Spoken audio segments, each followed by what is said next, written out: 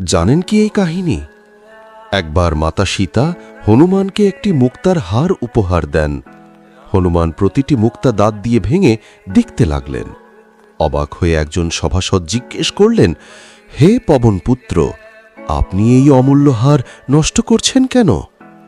হনুমান নম্রভাবে উত্তর দিলেন, আমি দেখতে চাই এর কোনোটিতে আমার প্রভু শ্রীরাম আছেন, কারণ যে জিনিসে রাম নেই তা আমার কাছে মূল্যহীন। সভাসদ ব্যঙ্গ করে বললেন, তাহলে তোমার এই শরীরেও তো রাম নেই, এটিও তো মূল্যহীন। এ কথা শুনে হনুমান নিজের বুক চিরে দেখালেন যেখানে স্বয়ং শ্রীরাম ও মাতা সীতা বিরাজমান। তার এমন অটল ভক্তি দেখে সকলেই বাকরুদ্ধ হয়ে গেলেন। আপনি যদি একজন শ্রীরাম ও মাতা সীতার ভক্ত হয়ে থাকেন তাহলে কমেন্টে বলুন জয় শ্রীরাম, আর অবশ্যই সাবস্ক্রিপশন বাটনটি প্রেস করবেন এরকম আরও চমকপ্রদ ভিডিও পাওয়ার জন্য।